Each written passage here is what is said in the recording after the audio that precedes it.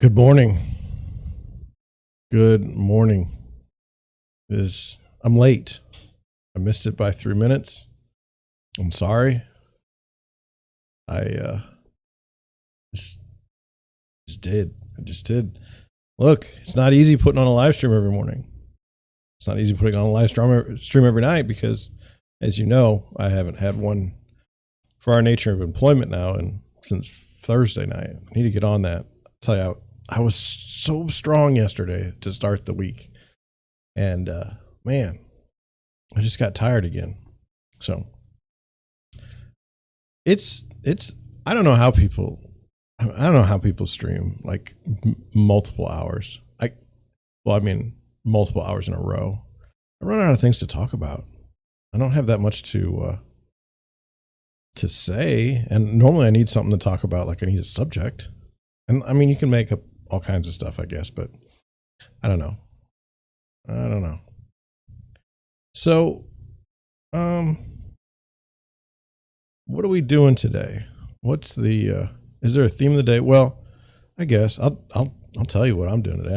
I'm driving 2 hours to the south of St. Louis, and I'm going with my wife, and we're going to go eat at a restaurant around noon. And that's going to be the day. By the time we drive down there, do some work we need to do, and get back up here, it will be 5, 6 o'clock. So I don't know. I don't know about you, but when I was a kid, it just seemed like time just dragged on and on and on. And now it seems like a day is gone in like a blink of an eye.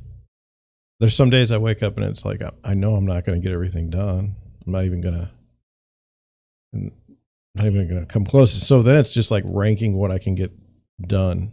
Like, what can I do that fends off the fires for the day? How can I put out the most fires? And you say, well, you shouldn't be living that way. You should be, scheduling things and everything. And it's like,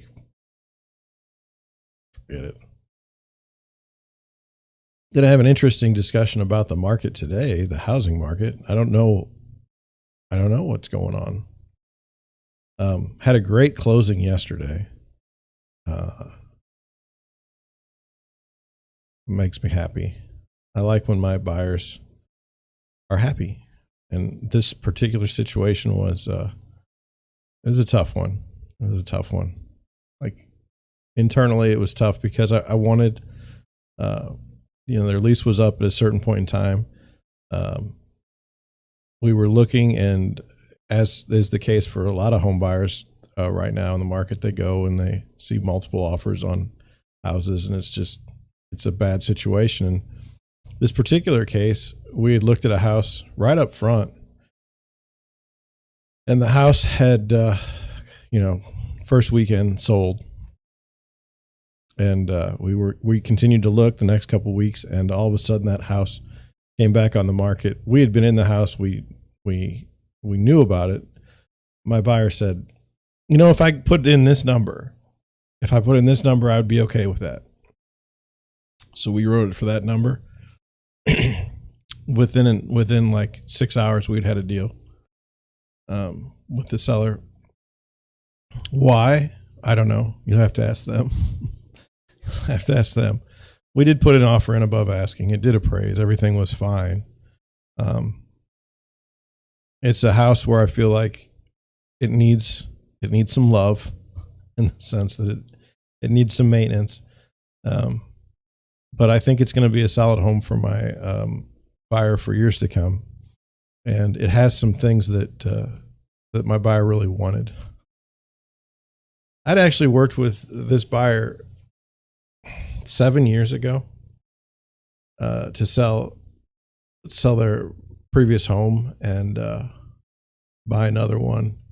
And there were things during the process of buying that next home that I don't know. There were things that they wanted, and we just weren't able to, for the price. We just weren't able to get it where we wanted to be. And so then for this particular home to be available and to buy, it feels great. So I guess what I would tell people that are looking to buy right now, it would be, look, I mean, are you going to get beat out on some houses? Yes. Even in this strange market where, interest rates have gone up significantly. Yes, it's bizarre, but just do the basic. I mean, figure out the location of the property, figure out where you want to be, then figure out, how much you can afford, and then write an offer. And if you don't get the house, write another offer. I mean, it's frustrating, it's annoying, but I mean, that's the way to do it. It's the only way to get through this situation. You're never going to buy a house if you never write an offer. And that's for sure. Now, do you want to go and write, if you know that there's 4 or 5 offers on a house, do you want to make an offer that's, $10,000, $15,000 less than asking? Probably not. It's probably not the best plan. If I was working with buyers in this market and they wanted to do that, I'd be like, no. And this is on multiple offers. Okay. This isn't like no one wants to buy a house and we're in the, the best buyer's market, in history. We're in a seller's market. Even now, even if it's slowing around other places in the country right now, it's very, very strong in St. Louis. And so we have to, deal with what the market gives us. So if you don't get a house one weekend, start back up again. Pick yourself up and go in there and start looking at more houses and put in offers the next weekend. You have to like the house. Just don't fall in love with something before you can get it under contract. That's my advice on the buyer side. On the seller side, I mean, look at the comps. Look for what's sold. I saw an odd listing the other day in a neighborhood that I had been in a few times in the past couple months. The house was listed. Well, let's just go over it. So this neighborhood, are about 8 sales in the past 6 months for about $240. Okay. And then there was a nice house that had a bidding war and it went up to $270. Okay. And then we looked at a house. It wasn't that $270. It was a nice house as far as, it didn't need any work or anything like that. So then we went and looked at a house that it needed a lot of work and it started at $270. So I think we were probably only going to be in it for like $280 at the most. And even then I wasn't real comfortable. And we didn't get that house. And I'm okay with that. Somebody's an idiot. Then just this past week, a house came on the market in that same subdivision for $199,000 that needed work. And just for all of you out there, that house isn't going to sell for $199,000. It's probably going to end up close to where we were, $270, $280. And you say, well, that's crazy. Why would somebody list it that low? Either they don't know the market or they're looking for a bidding war that gets out of hand. You say, well, that's not very nice. It's like, well, that's kind of the way, things aren't nice right now. Or when are they ever? So, here's the thing. That house is going to appraise up at $270, $280. There's 2 houses that have sold for those prices. So, and more. So, anyway, just had my phone go off.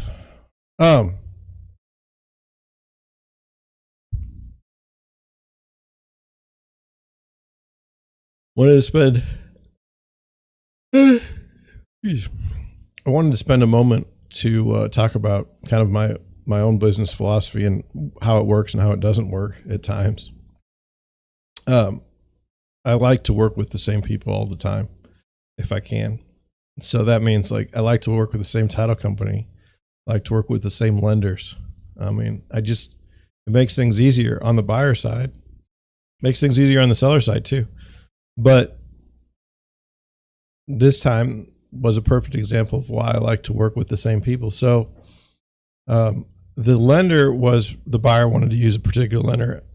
As long as it's not like a national unresponsive lender, I'm totally good with that. If it's somebody local, I'm okay with that. That works out good for me.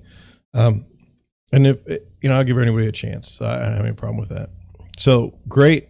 Turned out to be a great lender locally that we worked with. Now,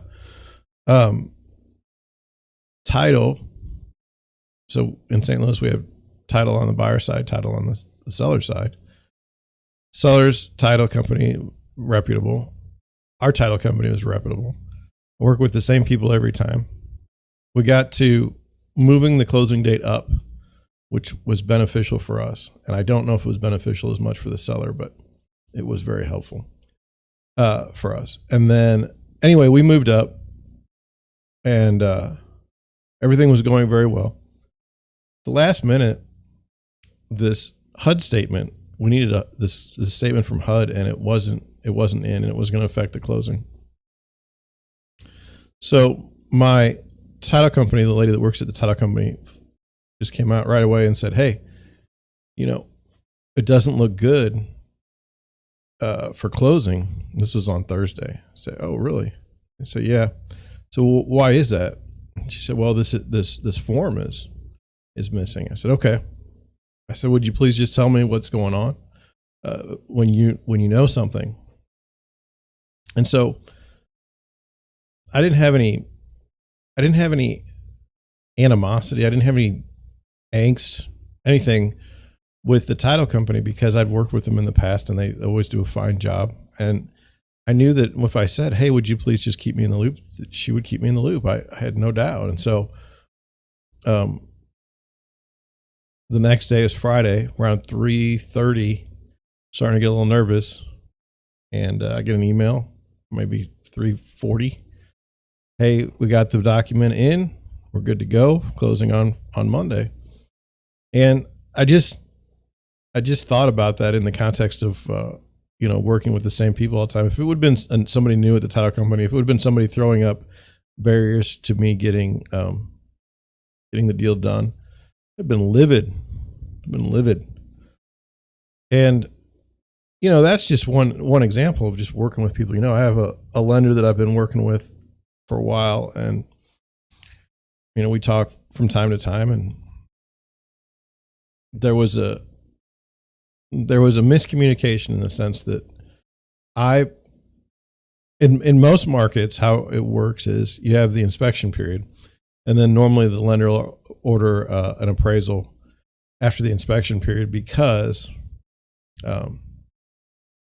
you've still got a couple days before closing, and it's no big deal. It doesn't hurt anything. Now in this market, it's pretty much, if you're going to get a mortgage, might as well order the appraisal the first day, because you got to get that thing closed, and there's no point in waiting. Most of the time you're buying a house as is, so there's no inspection contingency. There's nothing really to screw up the deal except for financing. So in in that case, we were talking about a refund for an appraiser. It said, "What?" I've worked with other lenders. Normally, if the deal doesn't go through, we just move on. Like, nobody gets charged because there's going to be a deal again. It just didn't work on that one. And she's like, "Yeah, I only have to charge the appraisal fee." And I was like, "What?" And she said, "Yeah, we got to charge the appraisal fee. I can't eat that. I can eat everything else." I said, "Okay." Well, I said, "Then we can't order the appraisal then." And then we got to talking, and it turned out it was just based on if a normal market when something fell through. Now, you can order the appraisal right away, and the chances of it going poorly aren't that great. So that was just talking through stuff. And in our business, people have said that, I'm going to check that.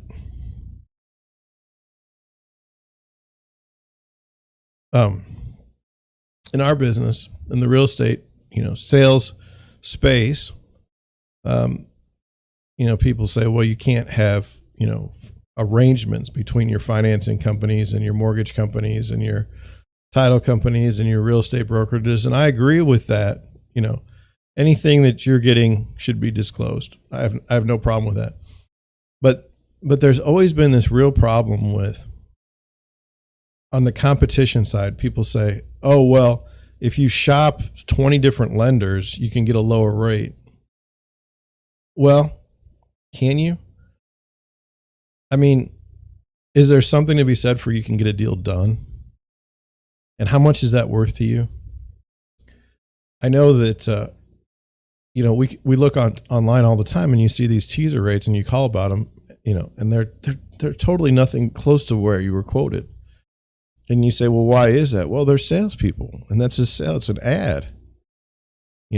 That's it. So I'm very comfortable using the same people. Now, like I said, if a buyer wants to use a certain title company, if a buyer wants to use a certain inspection company, if a buyer wants to use, anything, we can talk about it. We can go in that direction. I'm certainly flexible. Like if your kid is a mortgage lender and you want to use them to do your deal, what am I going to say? No. It just doesn't make any sense. So, but I do think that sometimes when we look for ways to fix problems inherent in a marketplace, like shady backroom dealings, like I can see that. But as far as just having people that you can trust and work with all the time, I think it's a good thing. I think it's a plus. And so I'm sorry, I'm getting blown up. Good Lord. So I don't know. Did we have anything fun to talk about in our beginning today? No, probably not. Oh my God.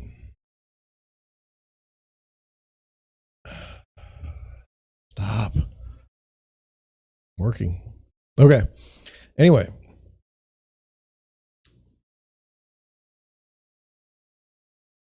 Boy. I'm not looking at my email anymore either. It's ridiculous. So anyway.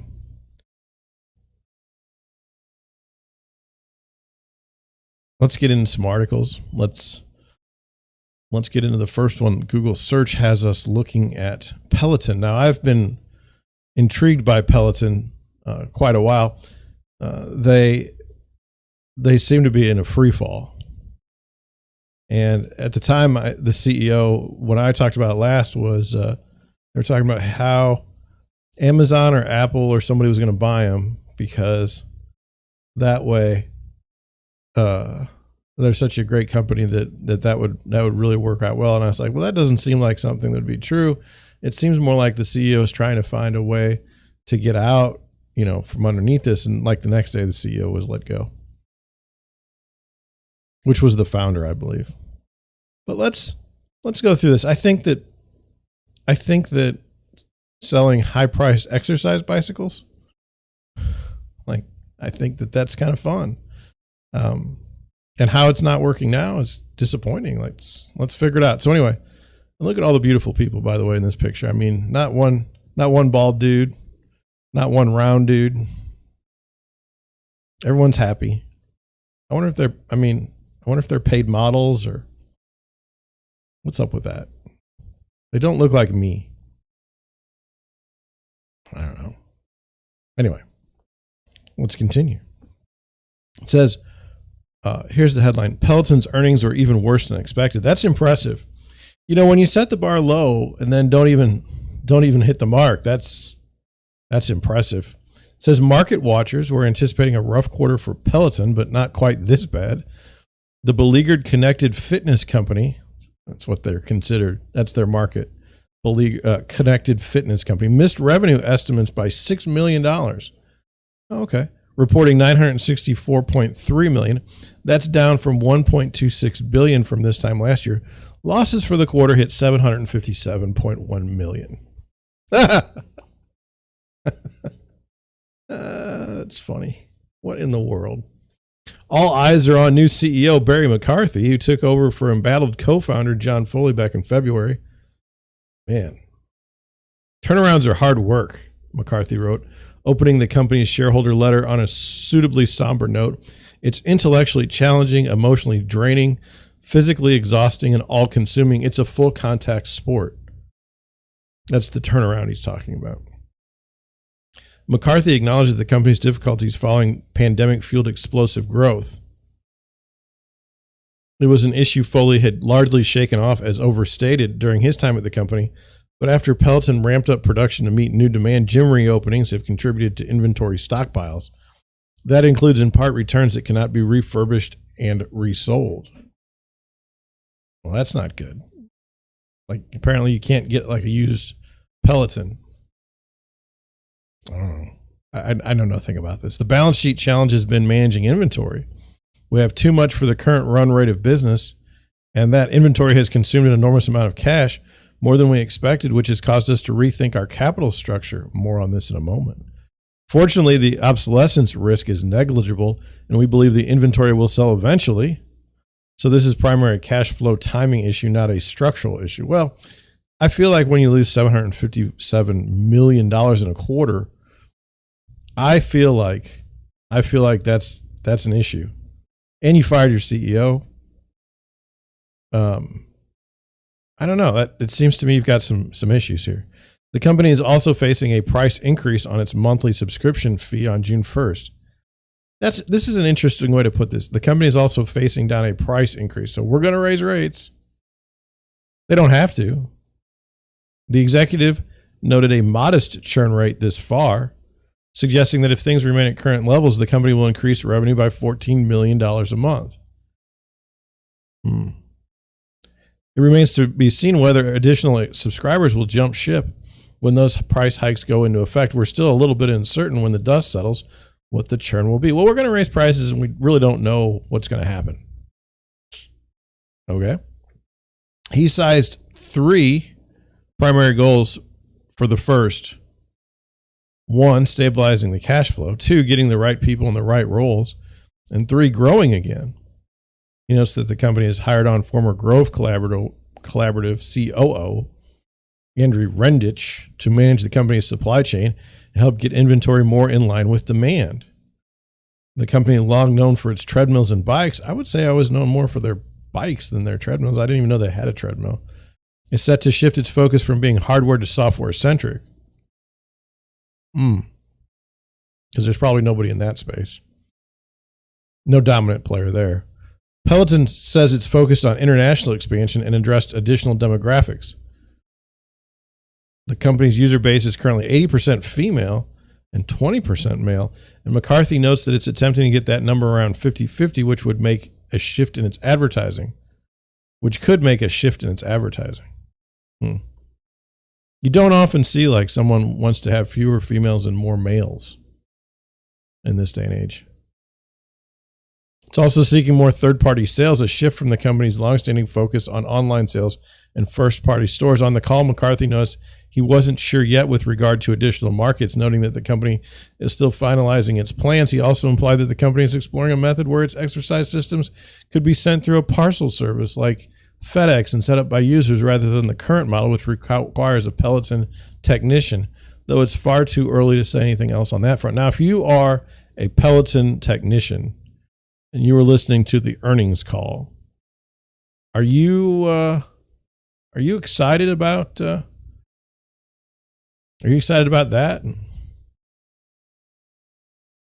Last week, the company was reported to be courting investors to take a 15 to 20% stake in a bid to bring in additional cash amid continued struggles to right the ship. Earlier reports suggested that it was exploring an outright sale to bidders, including Amazon. How did that work out? It's since been suggested that the service is looking to increase revenue prior to executing an outright sale. Well, we're going to make money and then sell ourselves. In the face of this quarter's rough numbers, McCarthy is suggesting that a righted Peleton could seek big growth going forward. My goal for Peleton is to become a global connected fitness platform with 100 million members, he writes. That's equivalent to roughly half the world's global gym memberships, and it's a long way from where we sit today. But we sit at the epicenter of technology-enabled fitness, a long-term secular growth trend. Who doesn't want to live a happier, healthier, longer life? I mean, We will share more about how we plan to participate in that growth in the months and years ahead. Between gym reopenings and supply chain issues, some clear missteps and increased competition from other home fitness machines and apps, that's going to be an extremely heavy lift.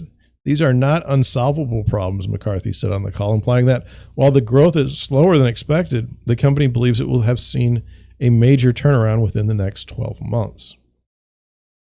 Huh. Interesting. What do you think? Do you think that's going to happen? Not if you keep burning through cash. Not if you keep burning through cash at the rate of $757 million a quarter. Yeesh, that is an ugly quarter. I mean, moving on. Hey, what do you think about interest rates? Have you guys been paying attention? I'm going to refresh the screen because my website's been updated. I want to see it. There we go. Okay.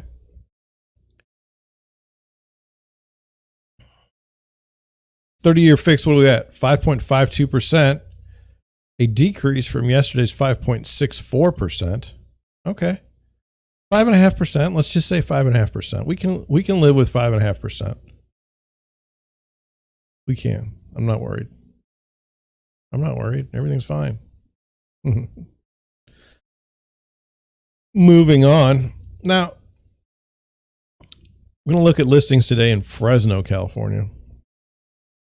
I'd been looking at luxury listings in Fresno, California earlier this year.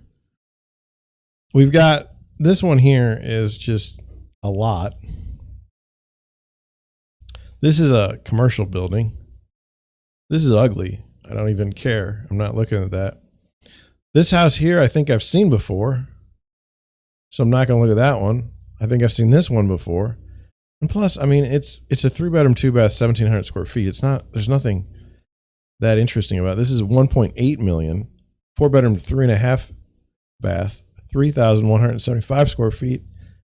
Not real interesting again. And then you've got a $1.7 million 4-bedroom, 4-bath with 4,800 square feet. So I don't know. I didn't see anything that interesting. I think I've been in this house now that I think about it. I don't think I've done this house, and I don't think I've done this house. So I don't know. If you want to know, like I typically like to look at, I think I've been in this house. I typically like to look at houses with a lot of square footage on big lots.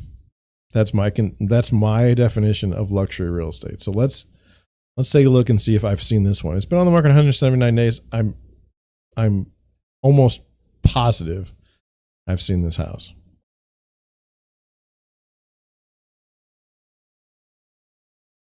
Let's look at the property history. So, I mean, it's been listed since 2021. 9 of 2021. I don't even care enough to look at this one. I mean, get it sold. So will I move down? I mean, when we're getting down here, it's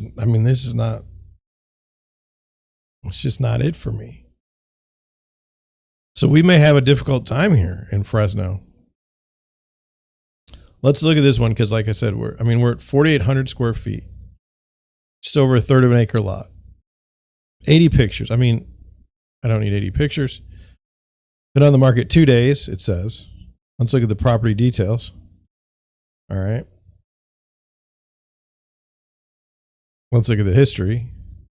It's actually just come to the market. We can really say there's 2 days on market. Let's read the property details because I always like a good laugh. It's not easy to write property descriptions. A fantastic cornerstone home and country club at the fort. Lovely elevations with connected side of house for a 4-car garage. Lovely elevations with connected side of house 4-car garage. The backyard is spacious with pool and spa overlooking Fort Washington Golf Course. Hospitable kitchen opens onto eating area and great room. Fully equipped with this is not even fully equipped with freestanding range, side-by-side built-in riffer, which is a refrigerator, dishwasher, warming drawer, trash compactor, and under-counter beverage center. I have not seen a trash compactor in years. Custom hood application featuring beautiful tile backsplash and pot filler. Kitchen space includes cornerstone pantry featuring sink and second dishwasher. Built-in barbecue and sink are just outside the kitchen exit. Formal dining room is readily accessible from kitchen and entryway. Impressive office with stained grade wainscoting and trim. Formal powder bath. Isolated master suite on first floor. 3 bedrooms upstairs, one including private bath. Upstairs also includes area for TV room or pool table on home theater. Bonus rooms includes a study, library near the laundry, a bonus playroom through the closet in upstairs bedroom, and large walkout attic storage. This home shows outstanding care and is ready for family living. A must see. How did you get this listing with that description? Good Lord.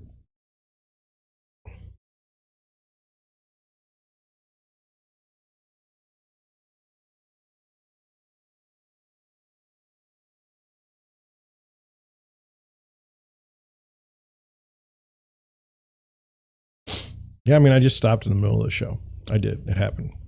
Let me check the chat. There's no one in the chat. Oh my God. My email's just, it's going crazy. Okay, here we go.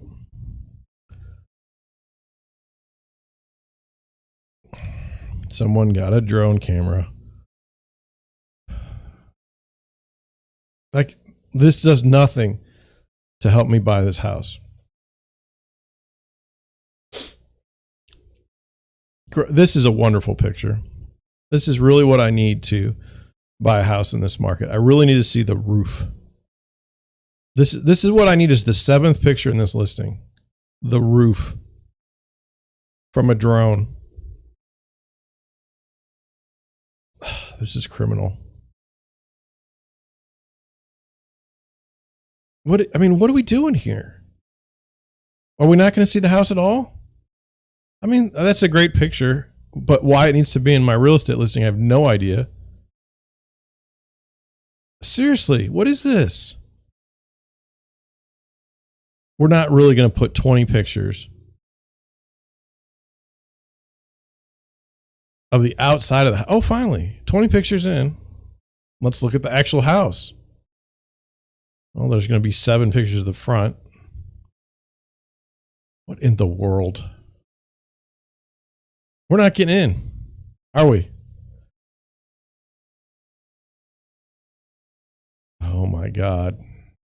Oh, 32 pictures in. We've come inside. Wow. Wow. And then when we come inside, we have no furniture. And that's probably why it took us 30 pictures, because there's nothing in the home. It's completely empty.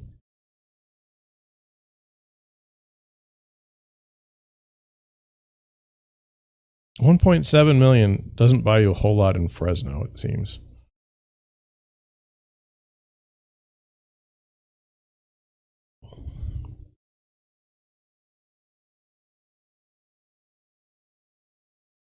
Oh, God.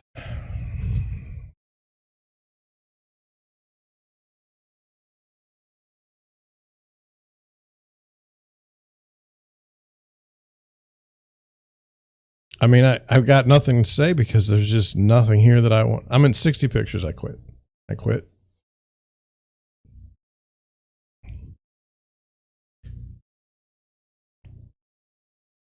Did we look at, I think we talked about this. I saw this one. I'm not doing it again.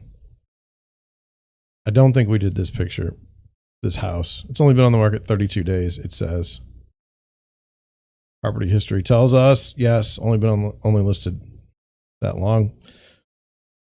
Let's look at the details, because that other description was so awful. I just want to read one that's not awful today. Upscale elegance off the Van Ness extension. As you enter through the front gate and have your first view of this gorgeous home, the meticulous landscaping will take your breath away. Situated on a 26,825 square foot lot, this home has so much to offer, including a four-car oversized garage and owned solar. This home has been remodeled top to bottom with no detail being spared. As you enter the home, you're greeted with an atrium as the focal point in the center of the home. Well, if it's in the center, it's probably, but anyway. The formal dining room has a beautiful coffered ceiling complete with an exquisite chandelier. The formal living room has a cozy fireplace and is a wonderful room to sit and read or function as a separate conversation area. The family room features high ceilings and a large open concept design adjacent to the kitchen and a wine bar complete with a refrigerator. The chef's kitchen is beautifully updated with granite, double ovens, an oversized island, and new stainless steel appliances. The primary suite and bath are oversized with high ceilings. The bathroom features a walk-in shower and separate soaking tub. An additional room is located on the opposite side of the home and would be an ideal as a home office or game room. The backyard is just incredible. It is an entertainer's dream for certain. The landscaping is exquisite and showcases a rock waterfall and river that cascades through the north side of the property. That's how you write a property description. There you go. That other thing was so awful. So awful. Let's look. 55 pictures. We're not going to, spend too much time, but I kind of like some of the features of this house, like back here. I kind of like just having the garage back there. It's a 4-car garage. It looks like. And it's not like taking up the space of the house. It still looks good. Beautiful flowers. I mean, it does kind of mess up the curb appeal because you're coming in off the street and this is the side. I mean, I get it. But I mean, okay.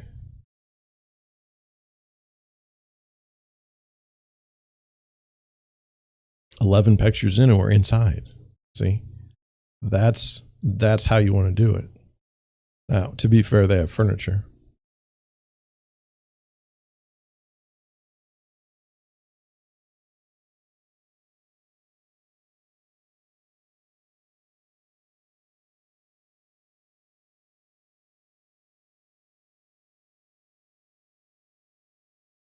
I don't know what that is. Like a mudroom?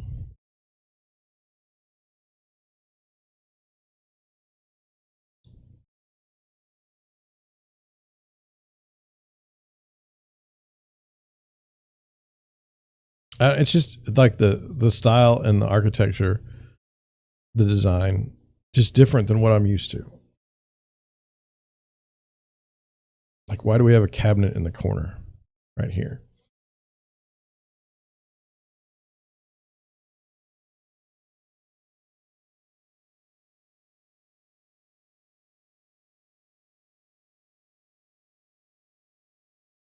Well, that's that's a nice outdoor space. It's got a pool.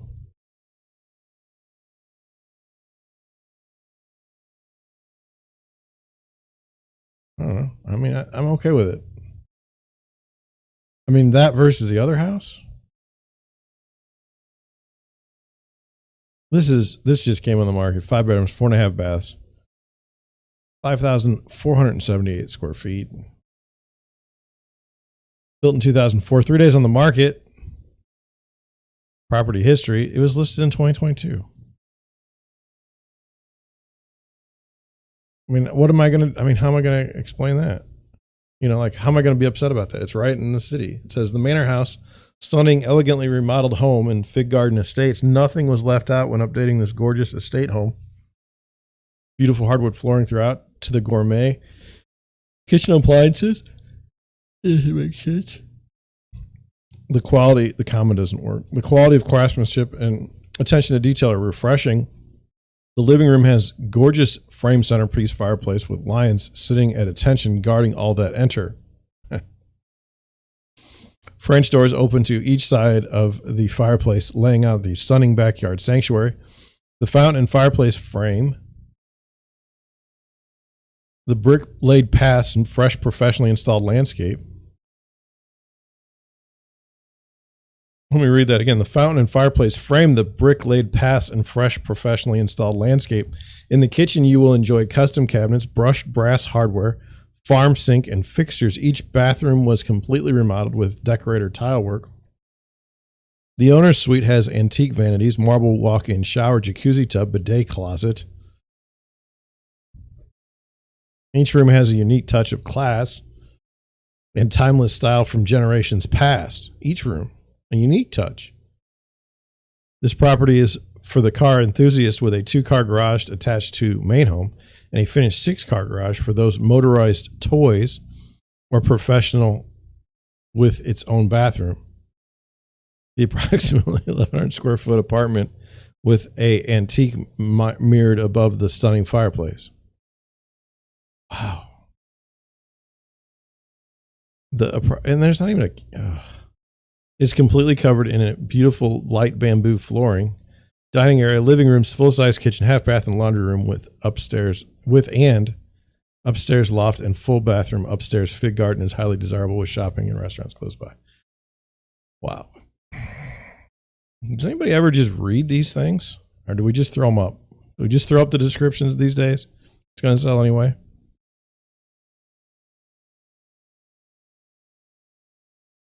I'm looking for unique touches. It's called empty. Oh, man. Dude.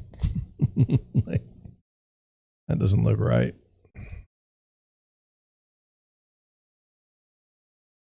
There's your lions standing guard over the fireplace. Yeah.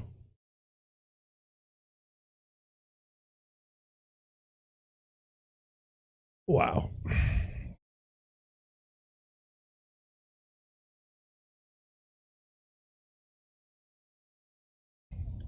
I mean, it's a house. It's a nice house. I mean, it just shows you the values. There's just so much different in other parts of the country. No basement. Very red. Now, look, I list terrible homes all the time. I mean, don't kid yourself. I mean, I get it. But I like to try to write a description that somewhat makes sense. I don't even know. This doesn't even make any sense. I'm looking for the bidet closet. There it is. Ugh. Oh, look. A picture of the attic. Like, great. I mean, why did I need to see that?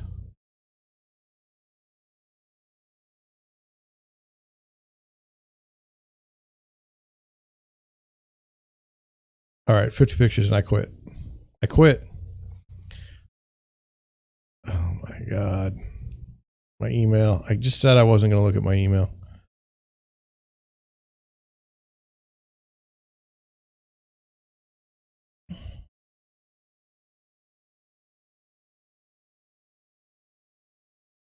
Okay. Moving on. What do we got here? It says, this is our first article for the day. I mean, we're just rocking along, you know, not hurting anybody. The pandemic boom in home sales is over. Mortgage rates soar to highest level since 2009 as the Fed pressures the housing market. Well, what if the Fed bullied the housing market? Would we get like some sort of, I don't know, some sort of complaint, formal complaint that the Fed is being bullied? Or the Fed is bullying the housing market? Mortgage rates are skyrocketing thanks to the Fed, but buyers who can tough out this difficult changing market will be rewarded. Really? That's a weird first sentence. The 30-year fixed mortgage averaged about 5.27 for the week ending May 5th, according to data released by Freddie Mac on Thursday. That's up 17 basis points from the previous week.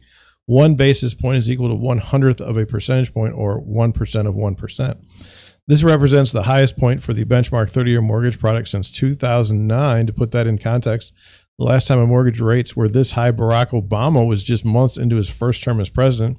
The nation was in the depths of the Great Recession, and Instagram had yet to be launched.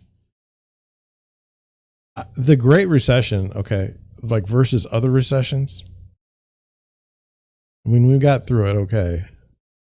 It wasn't the Depression. I don't know. Everything's so branded these days. The average rate on the 15-year fixed mortgage rose 12 basis points over the past week to 4.52%. The 5-year Treasury index hybrid adjustable rate mortgage averaged 3.96 up 18 basis points from the prior week. So we're at 5.50% now. Mortgage rates are roughly, let's close that out. Mortgage rates are roughly benchmarked to the yield on the 10-year Treasury note, but the difference between the average rate on the 30-year mortgage and the 10-year Treasury has widened recently. Oh, well, that was on the 15-year rate. We're on the 30. I apologize. Since the end of the Great Recession, the spread between the two has averaged 1.7 percentage points, but currently it hovers about 2%.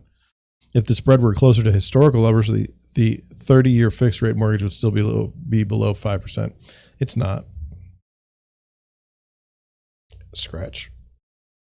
The Federal Reserve is largely to blame for the fact that mortgage rates increased at a faster pace than might otherwise be expected, according to analysis from Adeta Kushi, deputy chief economist at title insurer First American. Investors who buy mortgage-backed securities have already factored in expectations that the Federal Reserve will continue to raise rates throughout this year into their view on the mortgage market. You know, I mean, you should blame the Federal Reserve because they raised the rates, but it's kind of like why they raised the rates that you should be paying attention to. I don't know.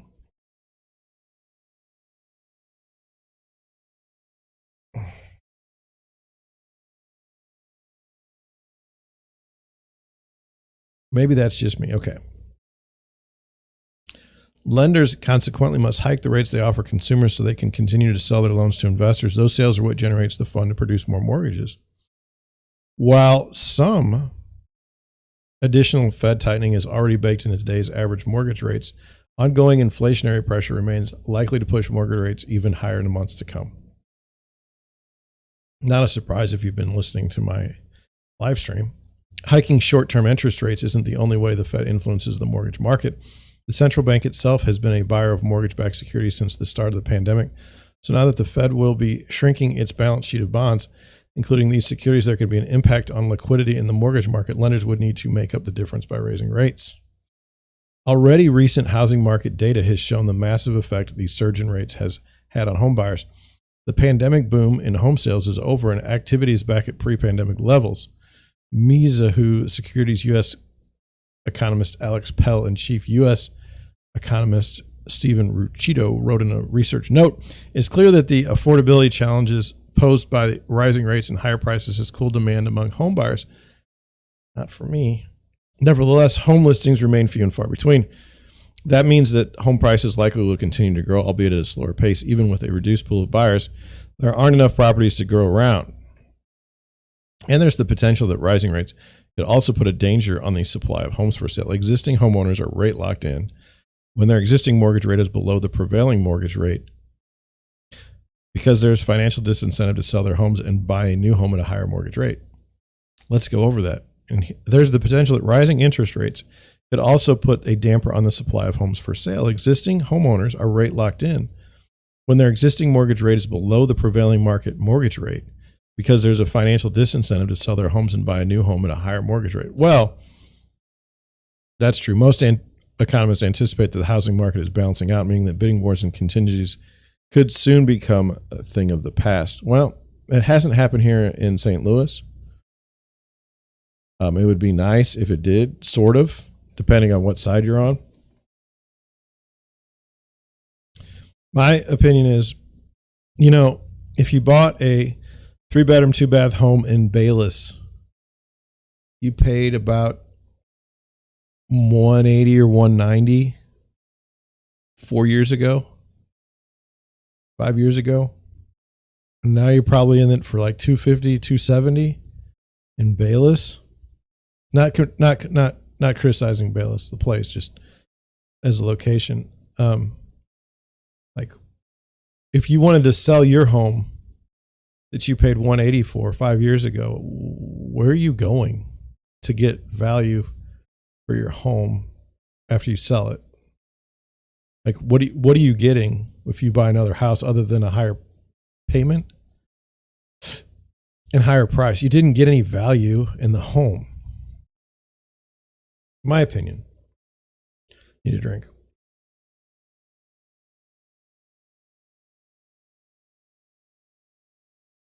This is the problem I see from so many of my buyers. They're like, our house is fine. We can get a fortune for it, but we need to find another house to buy first. And then when they go to do that, they're like, well, there's nothing here for us. That's just where I'm at on that article. I thought this was a fun article. I don't know how it's going to go, but I saw the headline. It made me happy. Filthy rich. Wealthy collectors of X-rated art turn off New York City homebuyers. What is this about? Sex sells, but for some New York homebuyers, what passes for art these days is too blue. I want to insert a profane term for ejaculation here, in your heart. Oh my gosh, reads a bright rainbow-colored sign in the dining room of 18th West 11th Street. The West Village townhouse, built on the site of the infamous 1970 Weather Underground explosion, is a swank 4-bedroom, 6,000 square foot spread that is currently on the market for $19 million.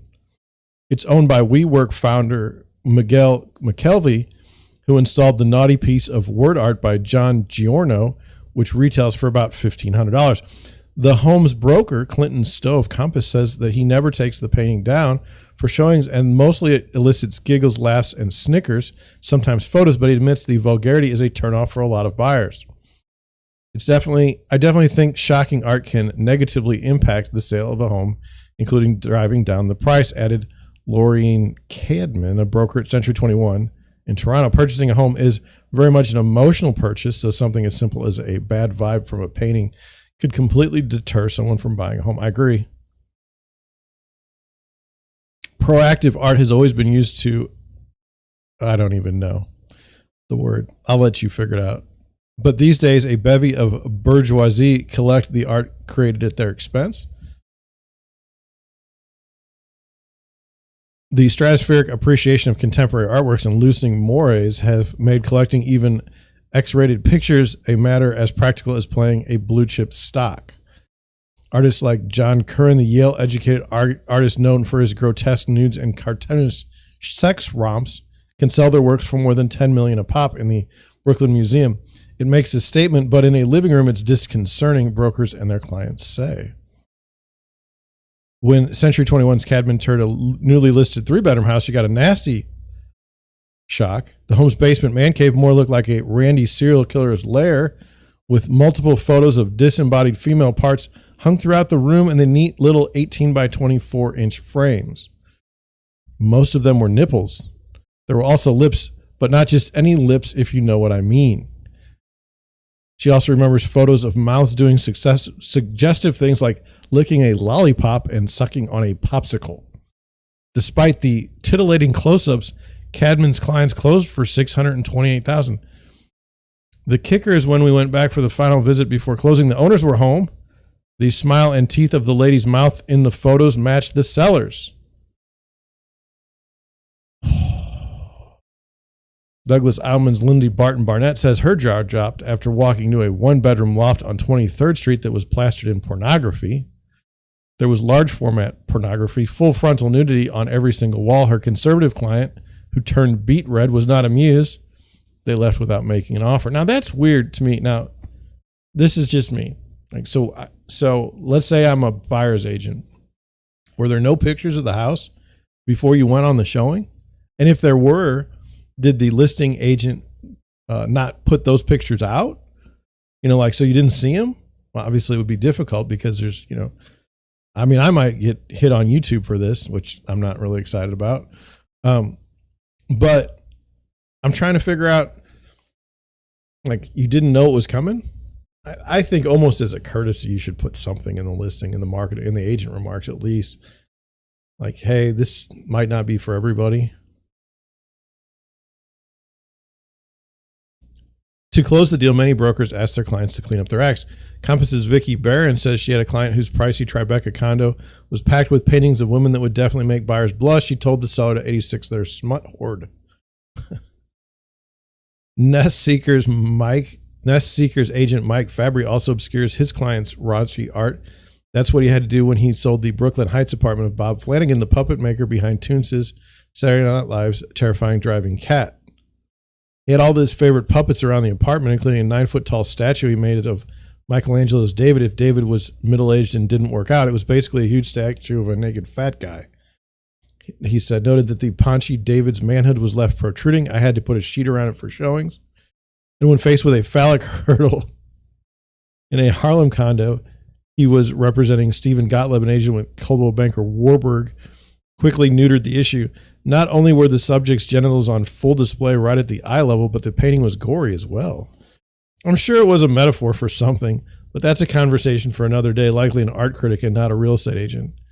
He situated a plant in a tall vase in front of the painting's schvatz and eventually sold the 724 square foot one-bedroom condo for $875,000. Of course, the sheet or plant trick only works if the seller's on board. Otherwise, agents are stuck trying to explain the explicit. Just ask Rob Dragg of Premier Sotheby's International Realty. In 2020, he was tasked with selling an artist's 7,000 square foot risque retreat in Lincolnton, North Carolina. The painter had decked out in the living room of her 7-bedroom home with floor-to-ceiling depictions of sex positions, orgies, and genitalia. Dragg wasn't allowed to remove them or cover them up, and it took longer than usual to close the nearly $1 million deal. Believe it or not, there were even racier paintings that the seller removed prior to showings. When agents and buyers questioned why they were being asked to look at such lewdness, he'd simply say, because it's art. I don't even know. I don't know.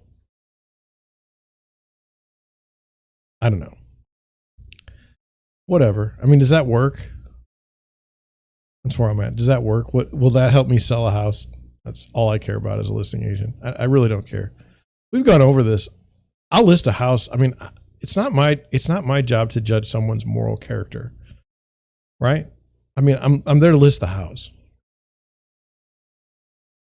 If I think that we're going to get fewer buyers because your house looks terrible, I'm going to say, hey, your house looks terrible. Let's fix some of these things.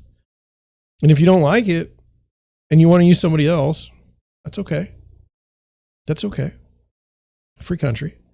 But this idea of, I don't know, there's something more to this article. It's more like, look at us. We're so decadent. We can put all this stuff on the walls and you'll still buy it. It's like a joke that no one gets.